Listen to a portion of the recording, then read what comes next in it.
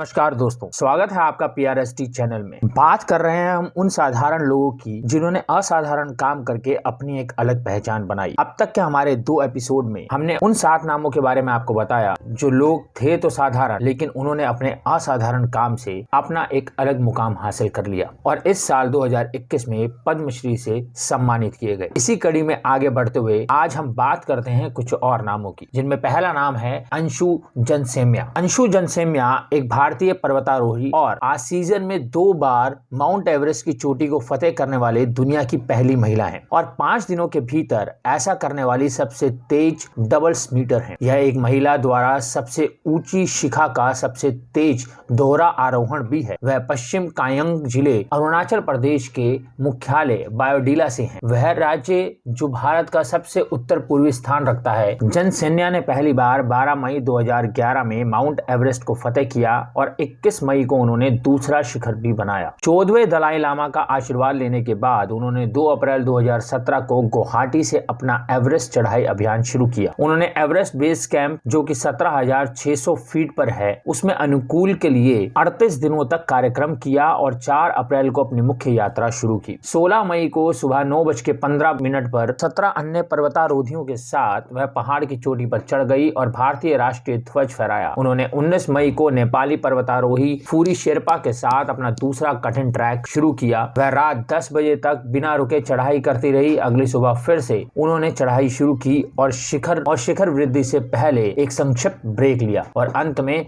21 मई 2017 को सुबह 7:45 पर शीर्ष पर पहुंच गई। हालांकि 2011 में उसकी टोपी में डबल चढ़ाई का पंख पहले जोड़ा जा चुका है। वह चढ़ गई 2 बार और वो भी 10 दिनों की अवधि के भीतर। हालांकि इस साल उसने चौथे मिशन के बाद अपना 5वां मिशन पूरा करने में 118 घंटे और 15 मिनट का समय लिया। और अब इसी कड़ी में अगला नाम है आचार्य रामचरण शुक्ल। आचार्य रामचरण शुक्ल 89 वर्ष की आयु में भी युवाओं को संस्कृति के प्रति जागरूक कर रहे हैं। युवा पीढ़ी को संस्कृति से जोड़ने के लिए उन्हें मुफ्त शिक्षा भी देते हैं। आचार्य रामचरण शुक्ल ने अष्टाध्यायी की वीडियो तैयारी भी करवाई है, जिसके माध्यम से संस्कृत के लुप्त होते ज्ञान को सहज रूप में नई पीढ़ी तक पहुंचाया जा सके। इसके लिए उन्हें वर्ष 2015 में संस्कृत के शीर्ष के सम्मान विश्व भारती से भी सम्मानित किया जा चुका है। और इसी में अगला नाम है नंदा प्रस्ती। सुकिंडा प्रखंड के कोतीरा के 100 साल के नंदा प्रस्ती को प्यार से मस्ती के नाम से जाना जाता है। उन्होंने कभी नहीं सोचा था कि उन्हें समाज की सेवा के लिए प्रतिष्ठित पद्मश्री पुरस्कार दिया जाएगा। 7वीं कक्षा पास आउट जो इस साल 100 साल के हो गए हैं, पिछले 7 दशकों से अपने गाँव के बच्चों के साथ साथ वरिष्ठ नागरिकों को भी पढ़ा रहे हैं। उनका मिशन अपने गाँव से निरक्षरता को मिटाना है। उन्हें अपने परिवार की आर्थिक स्थिति के कारण 7वीं कक्षा से आगे की पढ़ाई करने में असमर्थ नंदा मास्टर ने अपने गांव और उसके आसपास के बच्चों को मुफ्त में पढ़ाने के लिए एक मिशन शुरू किया। कमजोर बूढ़े ने अपने गांव के अधिकांश घरों की 3 पीढ़ियों को पढ़ाया है। नंदा मस्ते की चटसाली जो उनके घर से पास एक अस्थायी झोपड़ी में संचालित होती है, रविवार सहित हर रोज सुबह के समय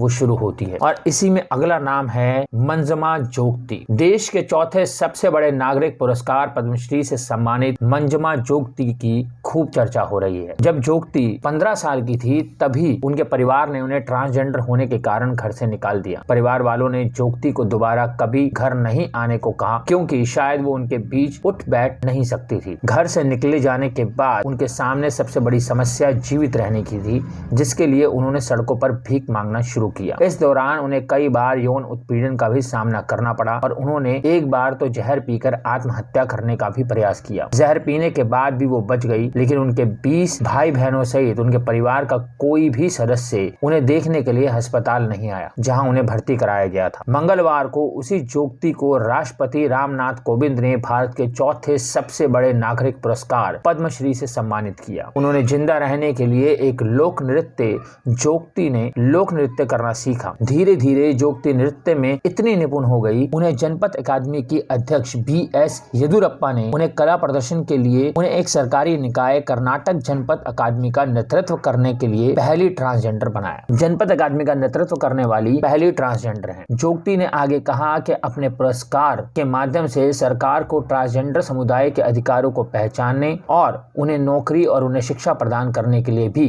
वह प्रोत्साहित करना चाहती हैं। तो दोस्तों, इन 3 एपिसोड में हमने आपको कुछ ऐसे साधारण लोगों के बारे में बताया जिन्होंने अपने असाधारण काम से न सिर्फ दूसरे लोगों को प्रेरित किया, बल्कि ये भी साबित किया कि अगर आप अपने मन में ठान लें तो आप कुछ भी हासिल कर सकते हैं। हमें उम्मीद है कि आपको ये तीनों एपिसोड जरूर पसंद आए होंगे। आप इसे अपने दोस्तों के साथ भी शेयर करें ताकि वो भी इसी तरह से प्रोत्साहित हो सकें। मिलते हैं एक नए एपिसोड में एक नई जानकारी के साथ। तब तक के लिए धन्यवाद। ऐसी और भी रोचक और दिलचस्प खबरें जानने के लिए आप विजिट कर सकते हैं हमारी वेबसाइट www.prsdnews.in। लिंक डिस्क्रिप्शन में दिया हुआ है, अभी जाएं और विजिट करें हमारी वेबसाइट www.prsdnews.in।